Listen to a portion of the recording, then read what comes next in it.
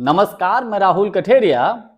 मोदी सरकार के लिए आने वाला एक महीना बड़ा कष्टदायी, बड़ा परेशानी वाला होने वाला है और उसकी वजह यह है कि कांग्रेस पार्टी पूरे देश में मोदी सरकार के खिलाफ मनरेगा बचाओ संग्राम शुरू करने जा रही है। इस नाम से एक कार्यक्रम शुरू करने जा रही है और वो इसलिए करने जा रही है क्योंकि मोदी सरकार ने अभी हाल ही में कुछ दिन पहले मनरेगा का नाम बदलकर विकसित भारत जी राम जी कानून कर दिया और इसके अलावा पुराने जो मनरेगा में जो कानून थे उसको बदलकर नया कानून लागू किया गया है। इसको लेकर कांग्रेस पार्टी बड़े पैमाने पर पूरे देश में आंदोलन करने जा रही है। हर राज्य में इसको लेकर बाकायदा कोऑर्डिनेटर नियुक्त किए गए हैं, जिले वाइज जिले लोगों की नियुक्ति कर दी गई है। यानी कि कांग्रेस पार्टी इस मामले को लेकर गांव गली मोहल्ले तक ले जाना चाहती है। क्यों? क्योंकि मनरेगा एक ऐसा विषय है, मनरेगा एक ऐसा कानून है जिससे प्रभावित देश के गांव के कोने के छोर पर खड़ा हुआ हर व्यक्ति है।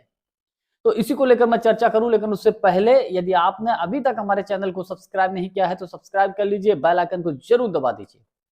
देखिए, आपको याद होगा जब यूपी की सरकार चल रही थी उस वक्त कांग्रेस पार्टी ने मनरेगा का कानून लागू किया था और ये रोजगार की गारंटी का कानून था। मतलब इसमें अगर आपके क्षेत्र में आपके ग्राम पंचायत अगर आपको रोजगार नहीं दे पा रही है तो आप रोजगार मांग सकते थे और नहीं दे पा रही तो बदले में आपको जो है मुआवजा दिया जाता था, भत्ता दिया जाता था। इस कानून में यह भी प्रावधान था। यहां तक था कि मनरेगा का बजट अगर कम पड़ गया है किसी सरकार के पास, कहीं पर अगर मनरेगा के तहत पैसा कम पड़ गया है कहीं पर, तो मनरेगा के लिए अलग से पैसा की और व्यवस्था की जाती थी। सरकारों का काम होता था अपने अपने तरीके से, लेकिन वो करती थी, ये होता था। और मनरेगा का सबसे बड़ा लाभ ग्रामीण स्तर पर था। मनरेगा जब लागू हुआ तो उस वक्त आप याद करिए कि ग्रामीण क्षेत्रों में जो मजदूरी थी वो कितनी कम थी और जैसे ही मनरेगा लागू हुआ तो ग्रामीण क्षेत्रों में जो मजदूरी थी वो भी बढ़ गई, उसके रेट बढ़ गए। इससे क्या हुआ? आम आदमी का जीवन बड़ा प्रभावित हुआ, उनको इसका लाभ मिला। जो लोग पलायन करते थे अपने गांव से, अपने घरों से को छोड़कर दूसरे राज्यों में, अन्य शहरों में नौकरी करने के लिए जाते थे, रोजगार पाने के लिए जाते थे, उनको घर बैठे रोजगार मिलने लगा था। यानी कि बहुत हद तक पलायन रुका।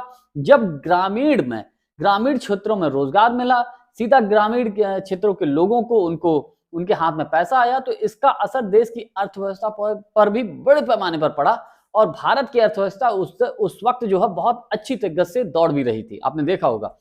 कुल मिलाकर ये कहा जाए कि लोगों को रोजगार का अधिकार था। उसी मनरेगा कानून को मोदी सरकार ने बदल दिया है। पहले 90% जो हिस्सा था वो केंद्र सरकार देती थी, अब 90% से केंद्र सरकार ने घटा दिया है, राज्यों की भागीदारी अधिक बढ़ा दी है। अब भैया एक बात बताइए, कई राज्य ऐसे होते हैं जिनके पास अपना बजट नहीं होता, वो घाटे में होते, इतना कर्ज का बोझ होता है, तो हो सकता कोई राज्य मना कर दे कि साहब हमारा तो जो है, हमारे पास तो पैसा ही नहीं, तो हम इसमें पैसा कहां से देंगे।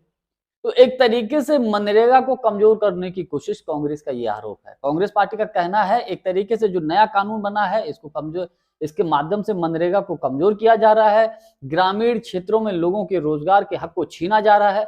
अच्छा, एक विशेष बात, मनरेगा में सबसे अधिक कौन जुड़ा है? वो जुड़े थे दलित समाज और ओबीसी समाज। सबसे ज्यादा ग्रामीण क्षेत्रों में इन्हीं लोगों की भागीदारी थी।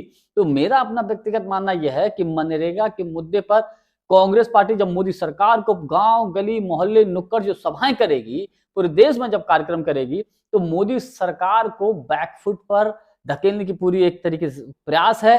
अब इसको लेकर कांग्रेस का यही प्लान है कि भैया जो मोदी जी ने जो कानून लागू किया है, आप इस कानून को वापस करिए। और सबसे बड़ी बात यह है कि इस मनरेगा के कार्यक्रम के माध्यम से, यानी कि मनरेगा बचाओ संग्राम के माध्यम से, कांग्रेस पार्टी अपने कार्यकर्ताओं में, अपने नेताओं में जान फूंकने की कोशिश करेगी और सीधे गांव देहात, गली मोहल्ले, कस्बे और शहर के लोगों से सीधे डायरेक्ट जुड़ने की कोशिश करेगी और जनता में ये मैसेज देने की कोशिश करेगी कि देखिए, जनता के हित में जो निर्णय होते हैं, जनता के हित में जो योजनाएं होती हैं, उनको मोदी जी खत्म करते हैं।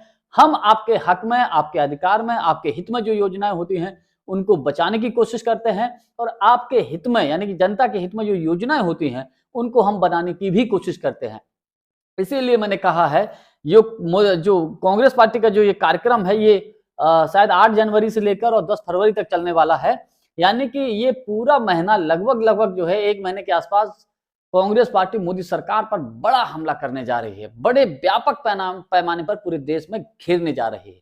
अब देखने वाली बात यह है कि मोदी सरकार बैकफुट पर जाती है कि नहीं जाती है, कानून वापस लेती है कि नहीं लेती, ये अपने आप में एक गंभीर विषय है। खैर, जानकारी हमारी आपको कैसी लगी कमेंट्स करके हमको जरूर बताइएगा। बहुत बहुत धन्यवाद। नमस्कार।